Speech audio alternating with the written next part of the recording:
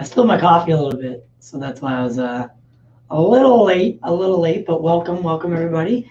What's up, my corner comrades? It's your host with the most or the least, depending on which way you're looking at it. My name's TY. We have a good show. We have a good show for you today. I'm pretty excited to get into the thick of it. Super happy. Lots of stuff coming out, including a couple things that were kind of struck me as odd. But before we get into that, let's do some housekeeping. If you want to become a member of the channel, make sure you subscribe if you're new. Again, yeah, I spilled my coffee again. I did it again. But this time I made it. So I made the coffee, and the coffee maker's in the other room. So I made the coffee, but I didn't judge how much water I put in there. So when I went out to pick up the coffee, it was filled a little bit over the brim.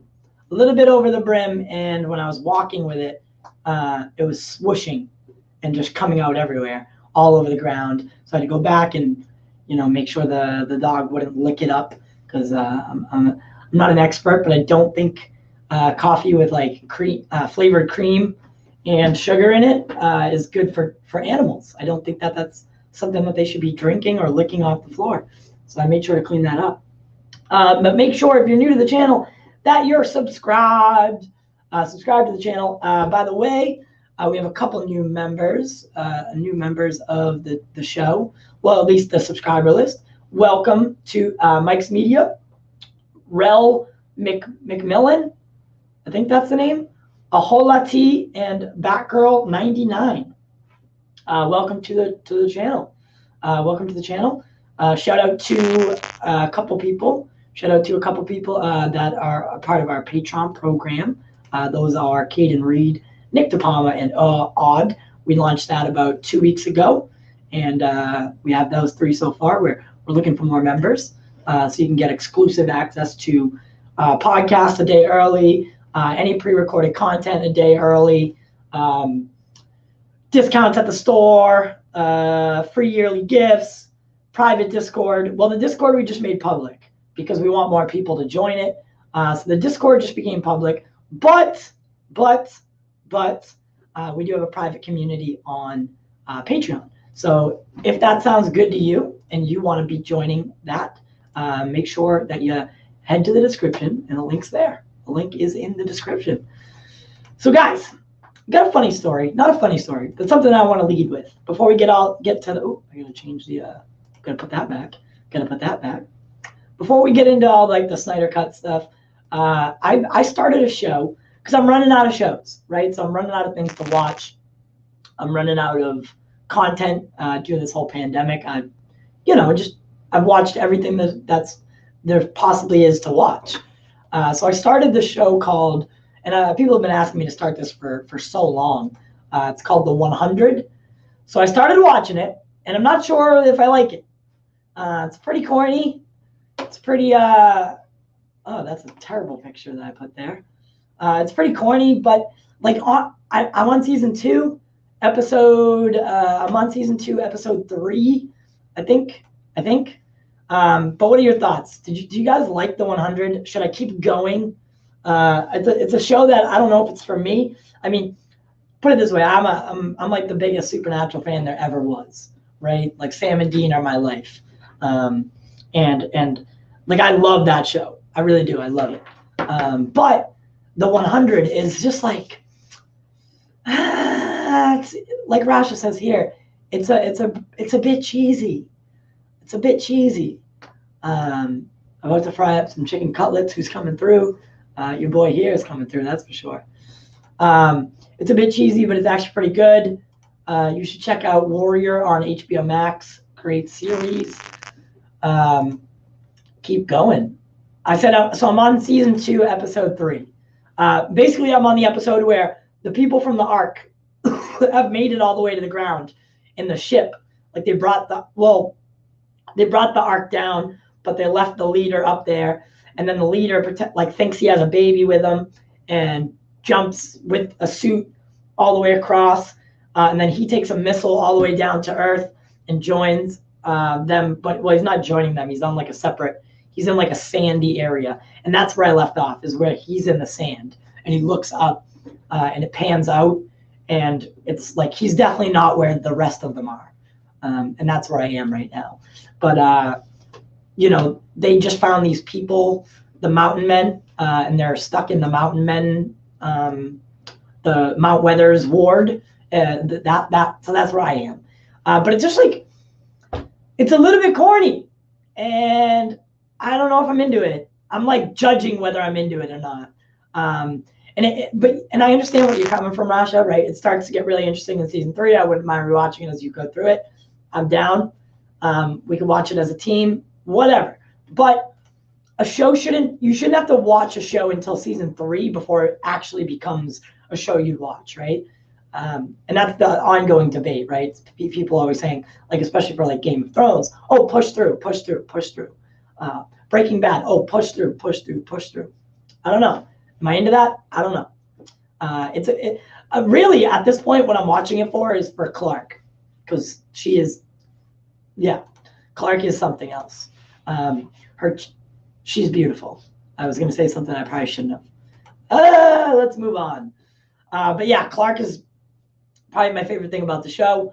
The women in the show are beautiful. They did a good job of that, that's for sure. But what are your recommendations for shows for me to watch? Let me know in the comments, and we could probably watch them together, or we could do it separately and talk about it. Have something to talk about on TY's Corner, the Daily Show. I'm interested in what you're interested in, so let me know what I should be watching. What's up, Caden? How you doing? How you doing, man? I'm down. There's some behind-the-scenes stuff that caused some slowing in season 2. Yeah, I already noticed that in season 2, things are a little bit, right? Like, it's a little bit more boring. Season 1 was good, actually. Season 1 was pretty good. Season 1 kept me, at least got me through the season, right? Barcelona, there's my girl. Love Barcelona, B. I welcomed you to the channel yesterday. I don't think you were here, but go back and watch yesterday's episode with Nicotina, and I welcomed you. But let me know what shows that I could potentially watch. I'll let you know if I've seen them or not. Chances are I have, but I'm open to new movies, new TV, and we can talk about them. So far, for the 100, I'm on season 2, episode 3. I'll give it a, I will give it a 7.1. I'll give it a 7.1. Yeah, we'll be talking about the Vanity Fair article. I'm about to pull that up. My brother recommends Straight Outta Oakland. He got it on DVD. Oh, God. Our first story of the day, guys. That was my funny story of the day, is about the 100. So my first story of the day is that Miss Deborah Snyder, she's telling fans to watch Justice League in sections, not all at once. What are you guys' thoughts? Should we watch it in sections, or should we watch it all at once and we should just get it all over with? What are you gonna do? Are you gonna watch it in sections, or are you gonna binge it like I am? I don't care what Deb says. I love you, Deb, but I am watching it all at once. There's no stopping me once I start. There's absolutely no chance in hell that I section this thing out. But for your average Joe, I might recommend it, actually. I really do. I might recommend watching it in sections. What are you guys' thoughts? Will you watch it in sections? We do know now, thanks to the Lightcast interview, that there's going to be chapter cards, and there's going to be a way for you to break it up. Will you break it up, or will you watch it all at once? I'm very curious to find out. While we're getting the answers on that, I just want to let you know that we're brought to you by Bounce Bar in Philadelphia. They get some great seafood. And our producer hosts trivia there every Thursday night. Check out Bounce Bar. Get your wings. Get your seafood. Get your beer. Get your wine. Park your car in Harvard Yard and get your fucking seafood, kid. But it's a great place. So if you're ever in the Philly area, make sure to check it out. All right, so let's see what you guys are saying. All right. So Deb is the best, but I'm there for all 4 hours, baby. Damn it. That's the thing about overlays, is you got to keep putting it back. It's terrible. But Deb is the best, but I'm there for all 4 hours. That's what I'm saying, Ryan. That's what I'm saying. I'm not sure I can digest the entire thing as much as I might want to. My brain might say fuck off. I love it. I'm watching all the way through. Sorry, Deb.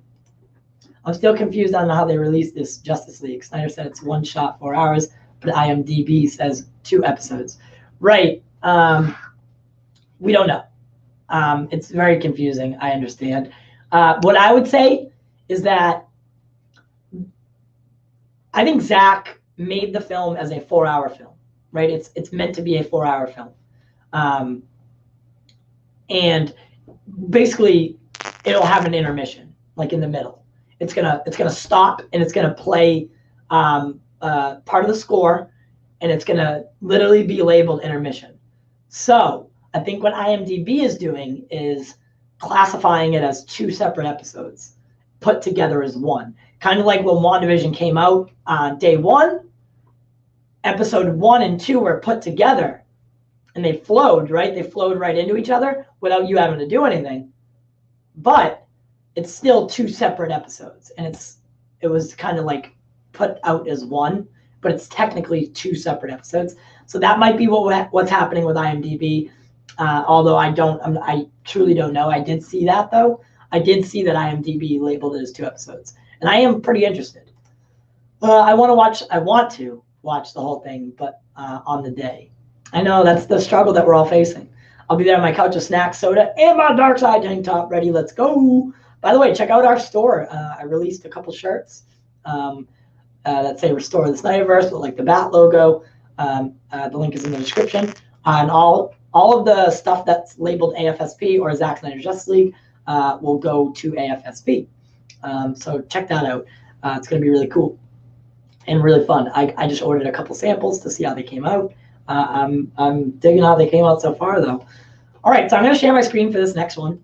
But yeah, so I'm going to watch it all at once. I'm not going to lie. There's absolutely no way that I could stop watching halfway through without like literally driving myself insane. Just like my body would be like, get back and watch it. And like you know what I mean? Like the fear of missing out kind of deal would definitely be apparent. What do they call it? FOMO. So fear of missing out. I would like my body would be saying, Ty, like we need to watch this now before anyone else, right? Even though I know that everybody else is watching it as well, I'm going to be like, oh, I want to watch it first and like get our review done. But that's not how it goes, right? So like maybe a little break in between Zack Snyder Justice League, like when an intermission comes, maybe hit pause, go make dinner, or like stop for 10 minutes. However, like everything in my body is going to be telling me, get back, go back, let's go. We have to finish it. So I don't know. Well, Nick, I see that you say that. So Nick, the part 2 on IMDb was from it going to theaters with an intermission, hence 2 parts. They haven't amended it. Yes, I figured. Kind of like a road show with intermission. Do you know what scenes end the first half of Hateful Eight before the intermission? I was just going to relate it to Hateful Eight. When you act, so Nick saw Hateful Eight right up the street from my house. There's this the Somerville Theater, and they're known for their 70 millimeter and old style theater. So I would love to see Zack Snyder's Justice League in that theater with an intermission, with the whole 9. That would be wonderful. But yeah, so kind of like Hateful Eight, exactly. HBO is going to crash, most likely. I wouldn't doubt it. Word on the street is that they're trying to like prep for that, but I feel like anytime anyone preps, I mean, it still happens, right? Like you can do as much prep as you need to, but if your server's not going to handle it, it can't handle it. So I'm going to share my screen for this next one. There it is. All right, here we go. So Chloe Zhao, who's an actress in the Eternals, is relating the Eternals the action sequences in Eternals, inspired by the Revenant. She goes on record here saying, "I love how immersive and the way how you feel the dash and sequences in the Revenant. It's definitely a film that we aspire to." Now, I don't understand this too much. It's kind of weird. I don't know what she's meaning here. I mean, the action in the action in the Revenant was fantastic. But oh, she's the director. I don't know why I said actress. That's right. My bad. Duh. I just said actress. Caden's always like, yeah, I know she's the director. God, I'm not allowed to mess anything up without getting the fucking the hatred from people. I'm allowed to say things that aren't true. Okay, my name's Jody, and I'm on the corner. Jesus, God, I can't even make a little mistake without getting fucking reprimanded. My lord. The director, Chloe Zhao, sorry, is relating the action sequences to The Revenant. I mean, they related. So Marvel has this weird way of like relating things to like other things, right? They told us that Infinity War is like Godfather, or what was the other one? I don't know. They just always relate their movies to other movies, and then it never ends up true. And then I don't understand what they're saying. So I don't get it. Like I have a feeling that this is false, right? And I'm saying this. I'm a huge Marvel fan, right? I love Marvel. I'm all about their movies. I don't discriminate, right? I'm not a DC fan over Marvel. I'm not a Marvel fan over DC. However, Marvel does have a track record of saying that their films are inspired by other films, and then we don't ever even see any resemblance. Infinity War was not like Godfather. That was not true. I never saw even a slight hint of it. And then this is just a weird thing to say. This is a weird thing to say. Because The Revenant action was very like, I mean, The Revenant was an Academy Award winning film. And like it was very realistic and you know, it was just gritty, like, you know, I don't know. I'm not explaining it the right way. But the Eternals is going to be very much like a space opera and very out there. I just don't think, I mean, maybe they like took inspiration from it, like how it was styled or the way like I don't know if you remember the scene in The Revenant, but they're standing on the camp and all of a sudden like arrows start flying in. That scene is probably one of my favorite scenes in a film that I've seen to date. Like the pure horror of it, right? Like all of a sudden you're just in your camp and you're like trying to make new skins, right? Like fur coat skins, and like arrows just start coming at all different angles. Like the sense of urgency to get the mother out of there was so real. The Revenant's such a great film. I just don't understand what they're saying here, or what she's saying here. I hope it's true though. I hope it's true. What do you guys think? Were you guys fans of the Revenant? I love that movie. I'm all about it. I just don't know how they're connecting the two here. Kind of like what Rash was saying. I don't know how they're connecting the two. It makes no sense. Exactly. It doesn't make sense. It doesn't add up. And from everything I get from Marvel films, I've never seen anything even remarkably, like even slightly close to The Revenant in the realism of the films. I don't know. Is fucking what's his name?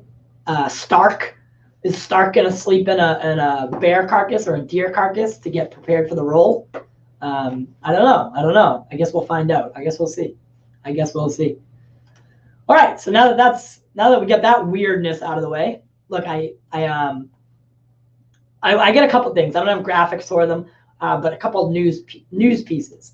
The Meg catches a sequel. The Meg 2, The Trench. Apparently that's based on a book series. I did not know this, but I was watching Ping Pong Flicks. Shout out Chris Wong Swenson, and he's a huge fan of the books. So the Meg 2, I don't care. I did not watch the first movie.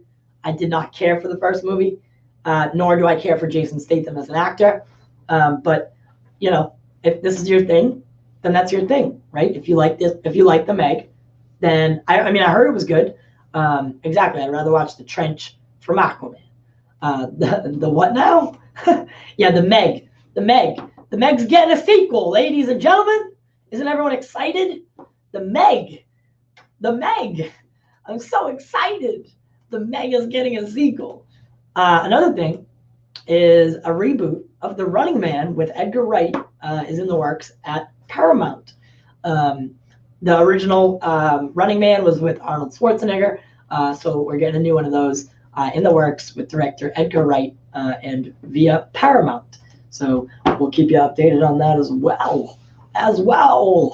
Sorry, I think I was trying to do like a Christopher Walken impression, but I'm not getting it right because like I don't do impressions. I don't do them well, at least, that's for sure. You should hear my Donald Trump. It's awful. It's awful, but I think it's good. All right, here's the next thing, and this is the one that this is this is from the Vanity Fair article. Before we read the Vanity Fair article together, I am very interested in this part. So apparently, there was supposed to be a Batman love story. It's kind of a one-sided love story with Lois Lane, and it was close to happening. However, and this is it. So I put a little piece of the article in there. The intention was that Bruce fell in love with Lois and then realized that the only way to save the world was to bring Superman back. Could you imagine? I can't even say this with a straight face. I love Zack so much. I really do. But this is weird. I mean, this is a strange thing. Yep, cancel tie movement. Caden started it. Listen. I'll sign the petition. I'll sign that shit. But what would you guys think of a Batman love story with Lois Lane? It doesn't sound like. So in the article, it pretty much states that Lois is still in love with Superman. So I don't know. Did she love Batman back, or is it one-sided love? Did Batman like love her from afar? Is that what's going on here? Like, is Batman like jealous? Yeah, listen. God.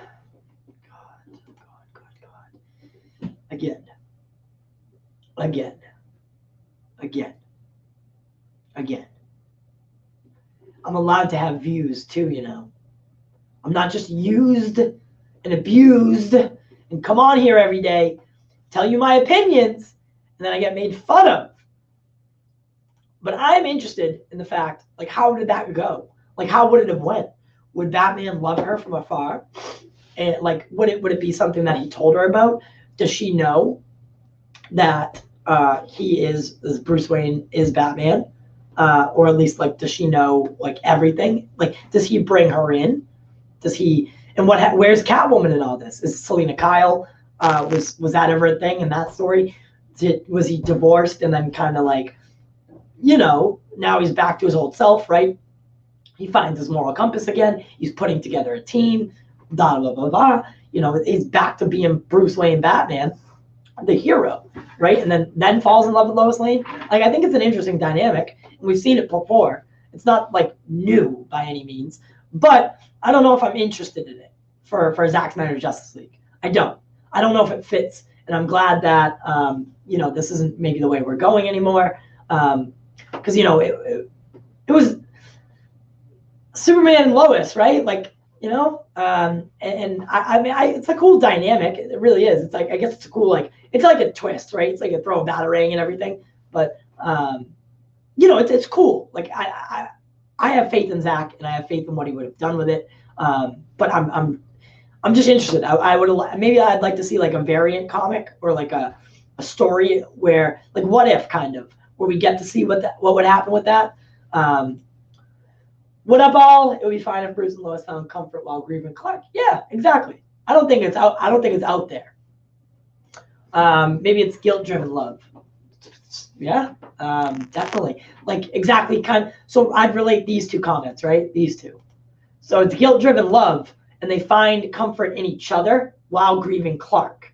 And then, while grieving or while finding comfort in each other, they realize, or at least Batman realizes, hey, for Lois, I need to bring Clark back. Clark's the only thing that can save the world. I need to bring him back. So I think that's a cool Lane belongs to the streets. I love it. Sounds like some medieval courtly love to me. I love it. Aw, thanks, Kaden. Did they do the dirty on the Batman?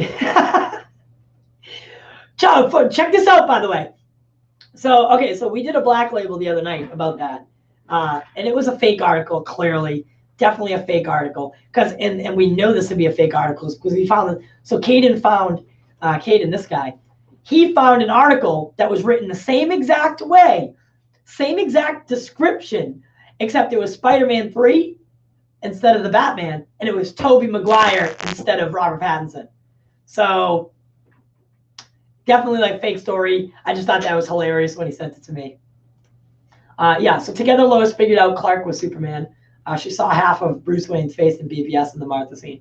Yeah, she probably does know who he is. She is the best. She is a Pulitzer-winning writer. So, you know, sorry for the typos. That's okay, man. I called Chloe Zhao an actor earlier, and I got reprimanded. So, you know, we're all different and stupid here.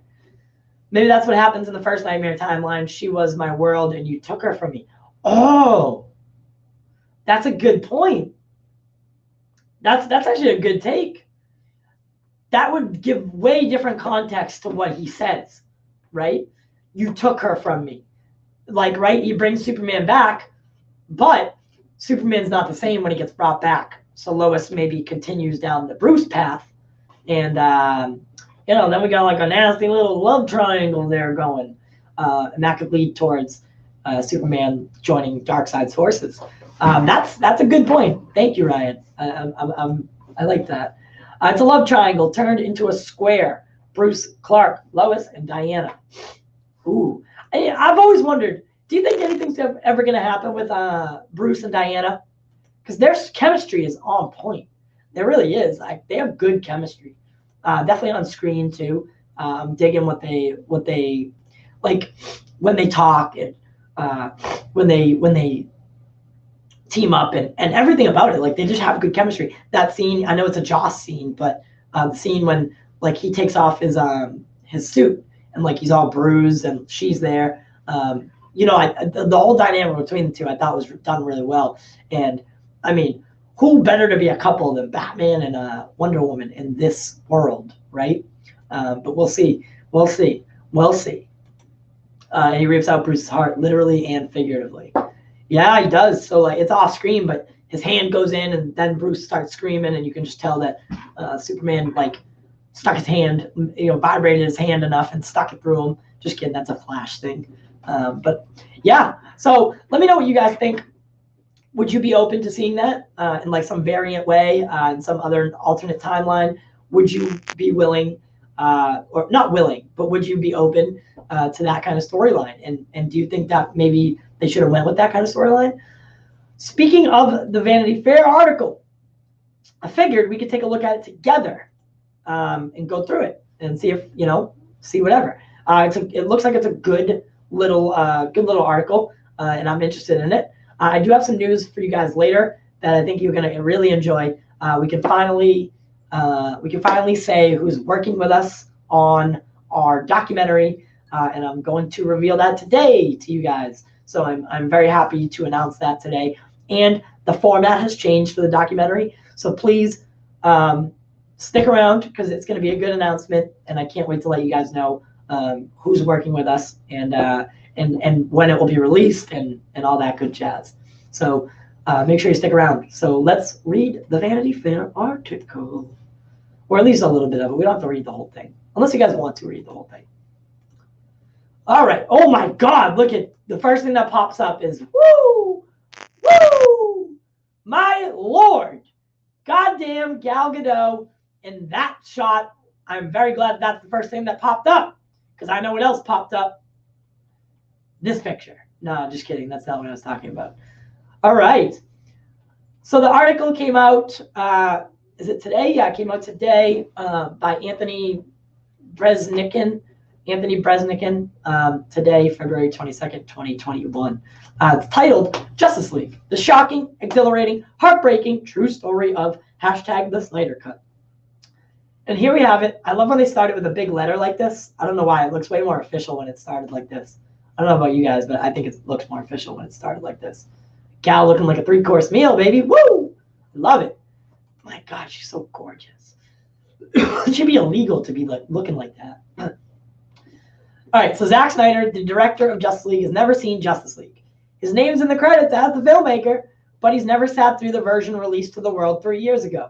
His wife, Deborah, who produced the movie, advised him not to, which I don't know about you guys, but I think it was a good idea not to watch Justice League.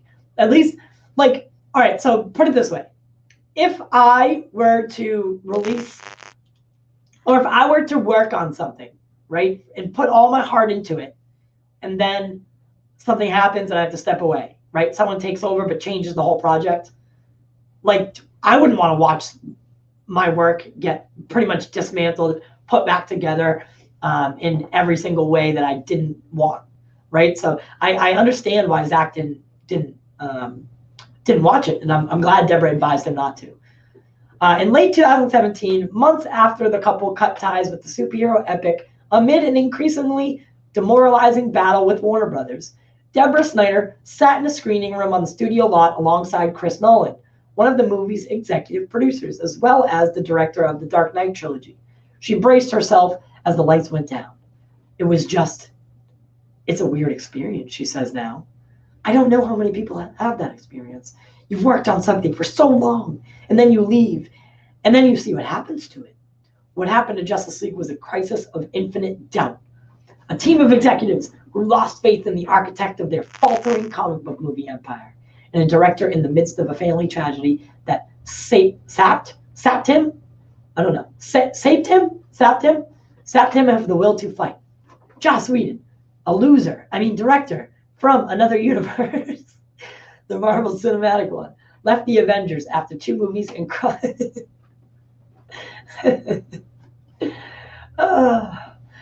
over to comics rival DC, picking up Justice League, not where Snyder left off, but remaking it significantly with extensive rewrites and hurried reshoots, just as the studio demanded.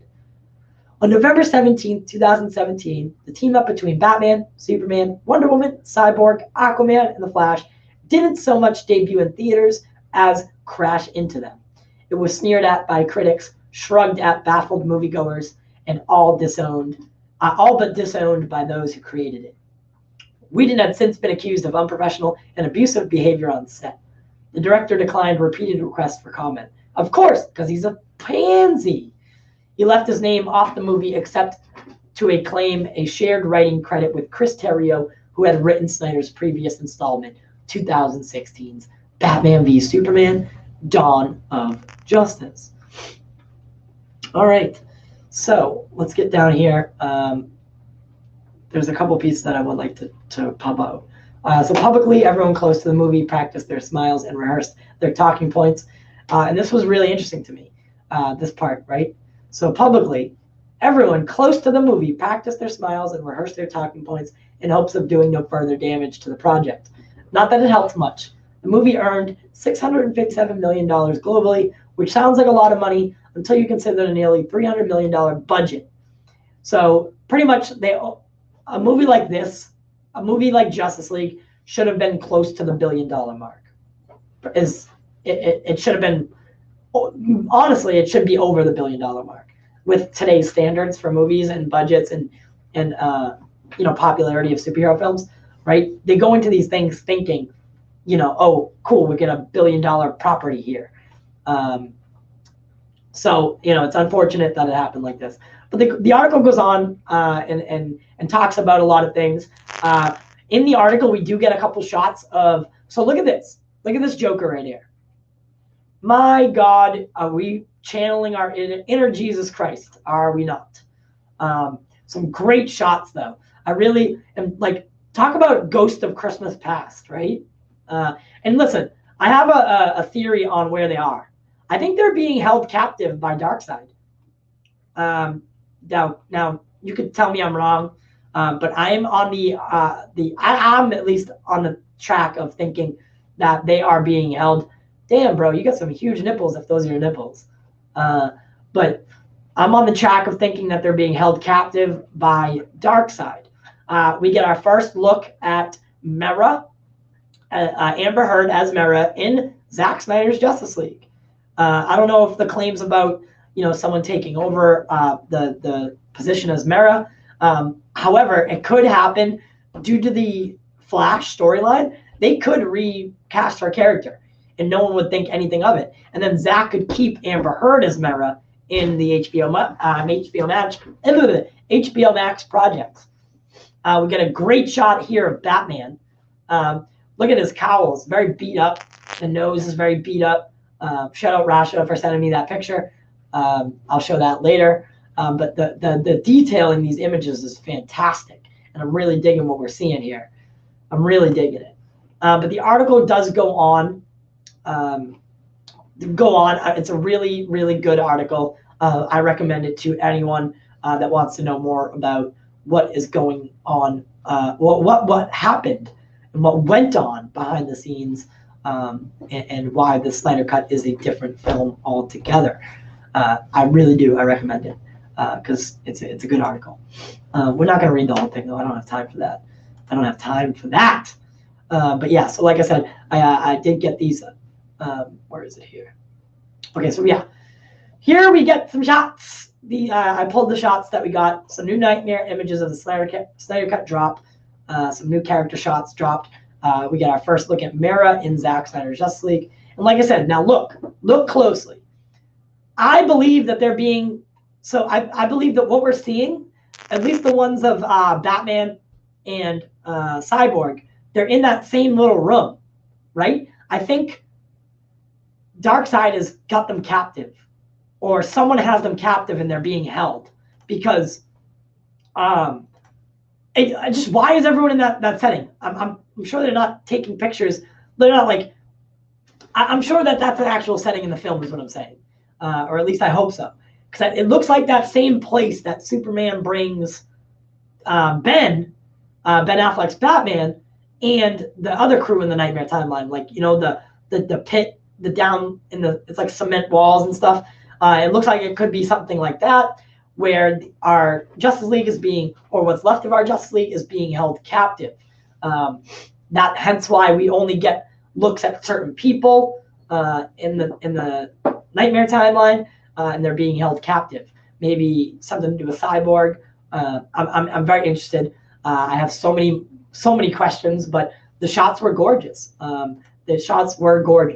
Ryan Rivera is here saying Amber's crazy, but she looks fire as usual. She looks fire. Yes, she does. She is crazy. Fire. Rumor has it Jared Leto's middle name is Jesus. Jared Jesus Leto. That's my man's right there. The article was way better than the book, and I didn't even read the book. What book? Sean's book? You have a prejudice against Sean, so I mean that doesn't really count. So I've read Sean's book, and I think it's great. I think he did a really great job. So shout out to Sean O'Connell, and shout out to me, because, you know, I'm that cool that I get to read his book early. Just kidding. I'm not that cool. It's supposed to be satirical that Joker sees himself as Jesus. Don't know why people are up in arms, but I love it. I love what they've done. I love that. I hope he wears that thing. I hope he wears that little twig hat, because whoo, looking like a true demon, but a good demon, like in a good way. I love it. I'm really liking what I see from this movie, and I'm super, super amped up about it. So here's a little news. Zack Snyder's Justice League could get theatrical releases in India, China, Japan, and France. So tidbits have come out, and on certain sites, if you go and look at upcoming films, Zack Snyder's Justice League is labeled as theatrical, and then there's something to do with video on demand in certain countries like France, Japan, China, and India, where they have certain rules about when a movie can go to video on demand. So these movies might have to come out theatrically on March 18th, so that way everyone can see it together. So I don't know, possible theatrical release. I'm digging it. I am digging it. I'm all about a theatrical release. I really want. I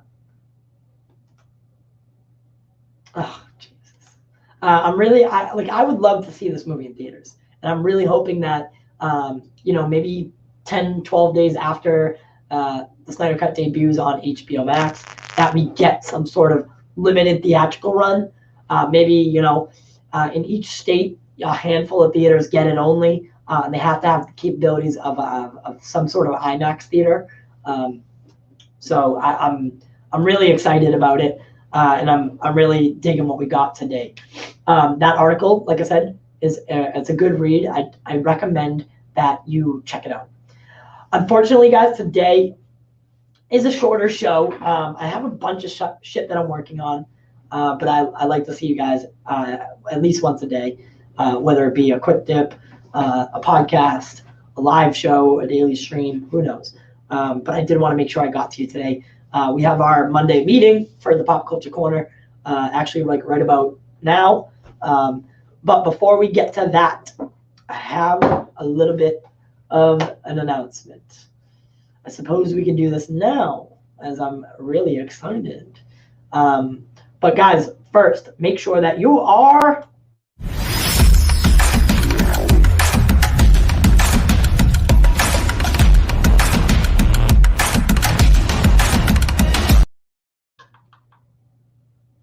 I like doing that. I like setting it up like that. I'm just gonna make a banner for you guys right now. So our documentary narrator is none other than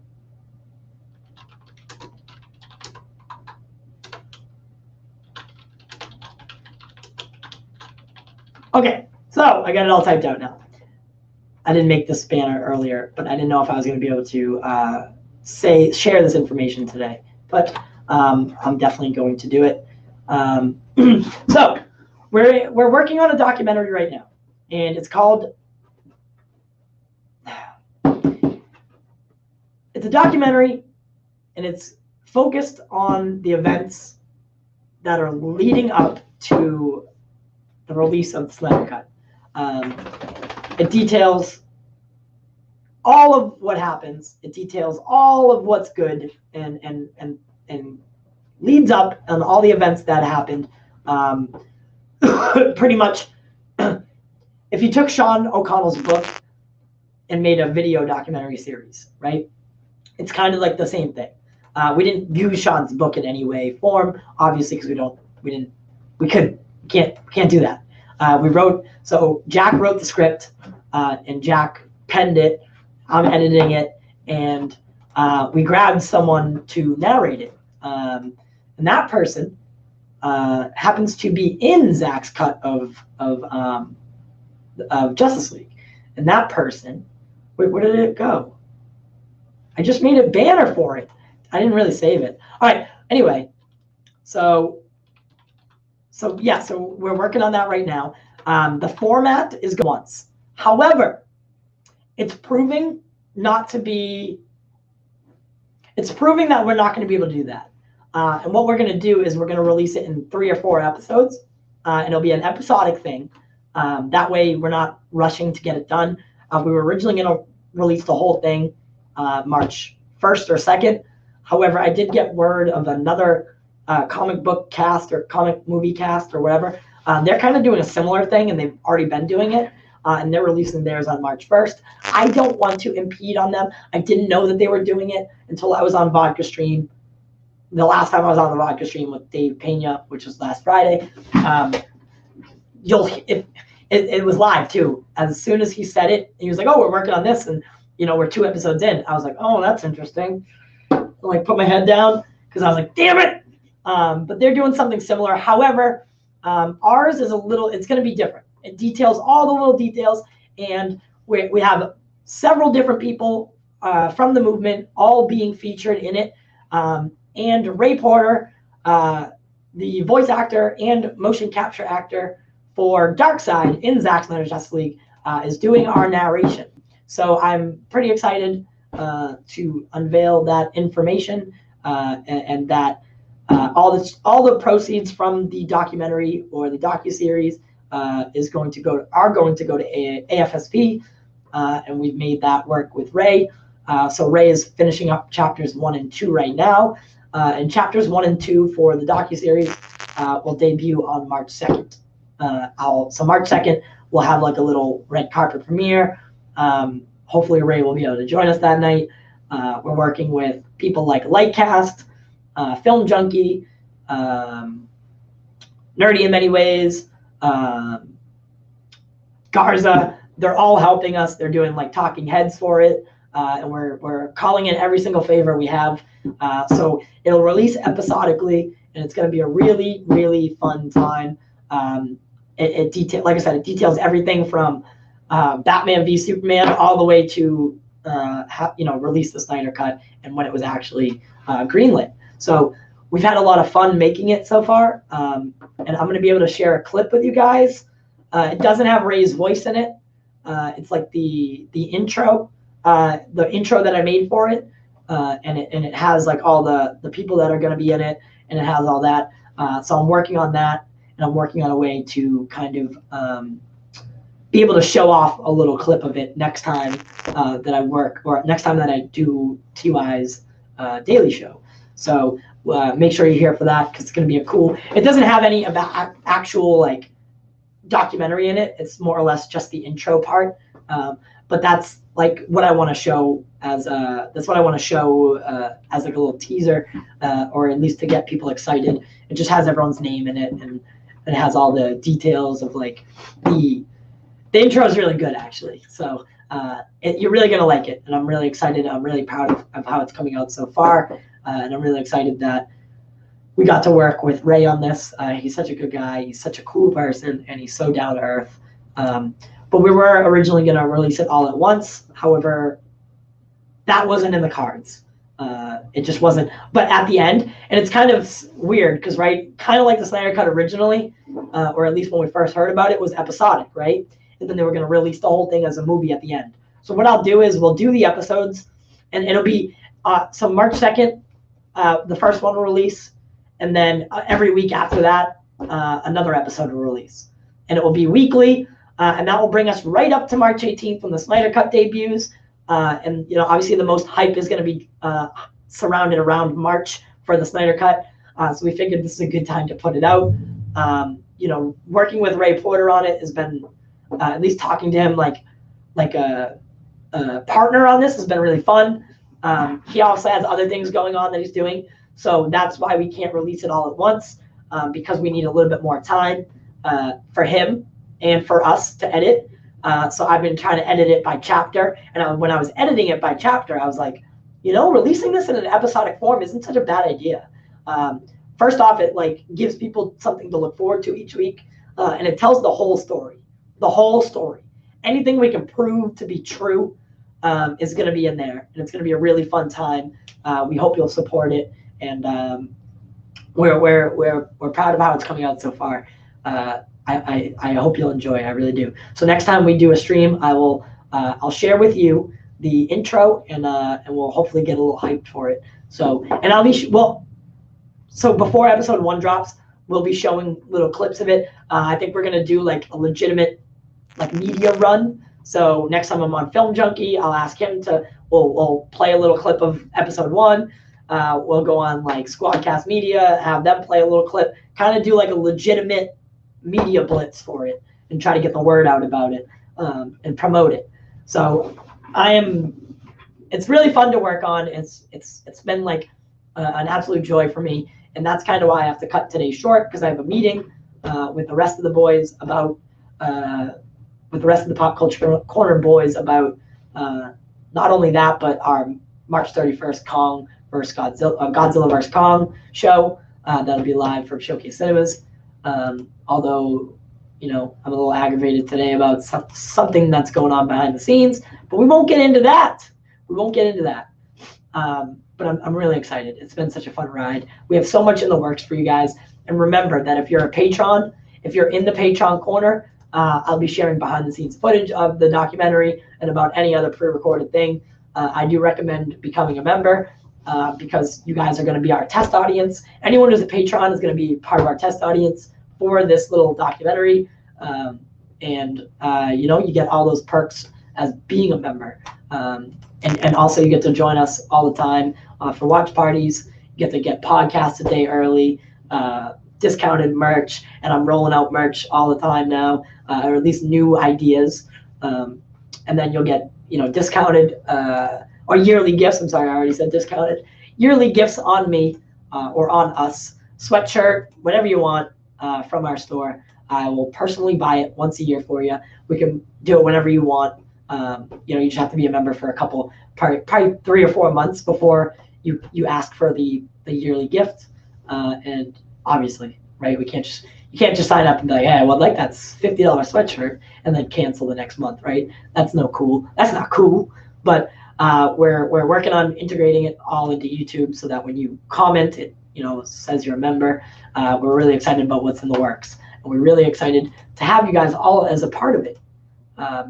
You guys that support us every day are truly the lifeblood of the Pop Culture Corner, and I appreciate you. We do it for you, and we do it for the culture. And I'll see you tomorrow for quick. No, what's today? Monday? Today's Monday. Just kidding. I won't see you tomorrow. I'll see you tomorrow. But Quick Dips Wednesday. Quick Dip this Wednesday, 8 p.m. Eastern Standard Time with Film Junkie. And then this Saturday, live will be the Warner Brothers show. We'll be live with an employee of the Warner Brothers company. So that's going to be a really fun live show as well. We have a lot in the works, guys. Be ashamed to miss out on it. Thank you guys so much for tuning in today, and I'll see you next time.